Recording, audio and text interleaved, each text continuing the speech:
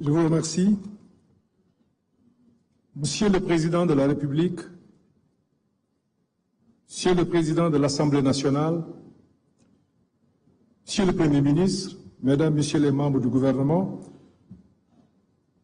Monsieur le médiateur, aperçu, Monsieur le Président du Conseil national de régulation, Monsieur le Président le facilitateur du dialogue, je vous salue. Mesdames, Messieurs, permettez-moi de saluer d'emblée l'initiative de ce dialogue national.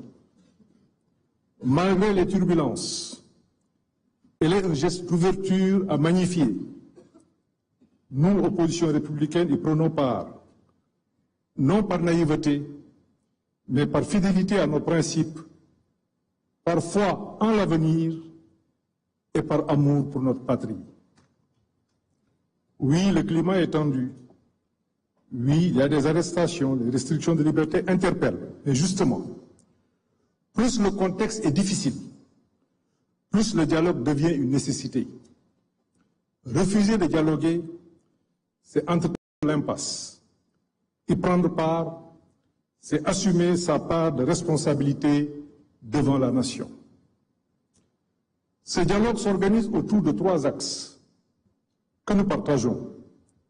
Le premier est celui des libertés publiques. Mais que vaut une démocratie où on arrête des opposants, où des journalistes, des chroniqueurs sont convoqués, parfois détenus pour avoir fait le travail? Nous appelons à un pacte national de pacification politique fondé sur la libération des détenus politiques, l'indépendance des médias et des procédures judiciaires perçues comme justes et impartiales. Le second axe porte sur le système électoral. Donnons réalité au statut de l'opposition et de son chef, donnons à la Sénat les moyens et l'indépendance qui s'imposent, et sur l'inscription des jeunes, l'inscription automatique des jeunes majeurs au fichier électoral, nous estimons qu'une telle réforme aux implications profondes doit faire l'objet de consensus forts. Le troisième axe est la refonte institutionnelle. Il est temps de rendre nos institutions plus légitimes. Cela suppose de renforcer une proposition, la proportionnelle dans l'élection des députés, et ou d'introduire un second tour dans le scrutin majoritaire. De même, la Haute Cour de justice doit être réformée, sa composition, aujourd'hui alignée sur la majorité parlementaire, ne garantit pas l'impartialité attendue. Au demeurant, n'oublions pas que c'est notre système démocratique actuel qui a permis les grandes alternances de notre histoire. Il a porté au pouvoir les gouvernants d'hier, comme il a permis l'accession du pouvoir actuel. C'est un héritage précieux, fruit des luttes, des réformes, des sacrifices consentis au fil des décennies. Que l'on soit au pouvoir ou de l'opposition, nous devons ensemble préserver cet acquis. Mais au-delà des questions politiques, l'enjeu central de mon point de vue reste économique. C'est pour cela que j'avais souhaité et proposé l'inscription de cette question à l'ordre du jour du présent dialogue. J'espère et souhaite vivement une mobilisation de tous les acteurs autour de ce sujet. Le Sénégal fait actuellement face à des pertes d'emploi, une dette croissante et une situation budgétaire préoccupante sur fond de vulnérabilité externe. On peut ne pas s'entendre sur les causes, mais il faut qu'on s'accorde sur les solutions. Ainsi, votre nouveau référentiel stratégique de l'action publique devrait être, de mon point de vue, mieux partagé pour améliorer sa mise en œuvre pour l'intérêt de tout le monde. De même, un pacte national sur l'emploi productif qui mobiliserait tous les acteurs autour des secteurs à fort potentiel serait vivement opportun. Enfin, une réforme de la politique budgétaire me semble être nécessaire et urgente. Elle ne peut plus attendre. Il y va de notre souveraineté et je sais que, Monsieur le Président de la République, vous tenez particulièrement à cette question. Toutes ces questions pourront faire l'objet d'échanges ultérieurs. Toutefois, permettez-moi de noter qu'il va être difficile de faire fonctionner un levier, quel qu'il soit, dans un climat d'instabilité politique et sociale, au surplus dans un environnement international instable. C'est pour cela que j'ai parlé des questions économiques. Le Sénégal ne peut plus agir de notre point de vue par séquence. On n'a plus le luxe du temps long. Tout doit être engagé en même temps. Cela exige au moins 3 conditions. Une administration remobilisée et prête à se dépasser, le président Niasse en a parlé tout à l'heure. L'adhésion de la grande majorité est indispensable de la population. Il faut parler à l'âme de la nation, consolider le lien social, apaiser les tensions. Il faut qu'on se parle en toute sincérité. Et sur le plan international, nous devons renforcer nos partenariats dans un esprit de dignité, de confiance et d'efficacité.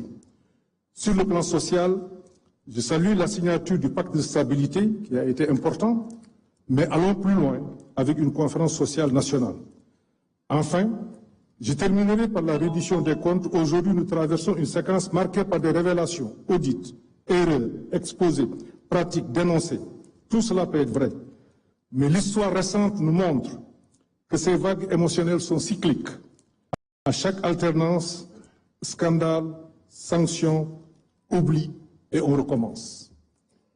Tirant les leçons, Monsieur le Président de la République, nous devons engager des réformes pour mieux protéger le patrimoine de l'État, au-delà des régimes et des contingences politiques. C'est ce qu'il faut au Sénégal. Monsieur le Président de la République, je rêve d'un Sénégal où l'opposition est écoutée, pas écartée, où le débat est loyal, constructif, pas agressif, où la critique est utile, pas criminalisée. Le Sénégal a besoin de nous tous. Majorité, opposition, société civile, en un mot, toutes les forces vives. C'est ensemble que nous pouvons bâtir un avenir de stabilité, de progrès et de dignité. Je vous remercie de votre aimable attention.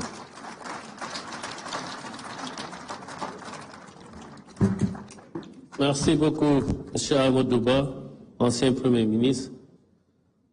Ñu jox kàddu gi Madame Aminata Mbengue Ndiaye mi nga xam ni moo yoroon au Conseil des collectivités territoriales.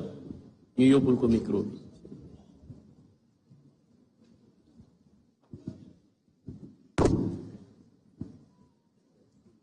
ñuy ñaan rek kàddu yi bu ñu koy mën a tënk rek ci juróomi minute ngir jotaay bi bañ a yàgg. Excellences, Monsieur le Président de la République, Monsieur le Président de l'Assemblée nationale, Monsieur le Premier ministre, Monsieur le facilitateur, Mesdames, Messieurs les membres du gouvernement, Mesdames, Messieurs, honorables invités, chers compatriotes, je suis honoré de prendre la parole ici, devant cette auguste assemblée, réunie à l'initiative du chef de l'État pour engager ensemble un dialogue franc et sincère autour de grandes préoccupations communes en vue de trouver des consensus dynamiques propres à élever encore plus notre pays sur les cimes du progrès démocratique continu.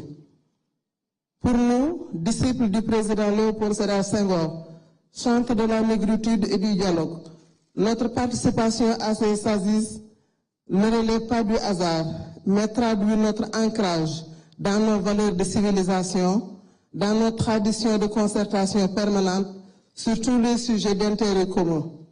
Le dialogue est dans notre ADN. Et d'ailleurs, ne dit-on pas chez nous, Watgal Aglugo. Monsieur le Président de la République, je voudrais rappeler ici les propos de vos prédécesseurs.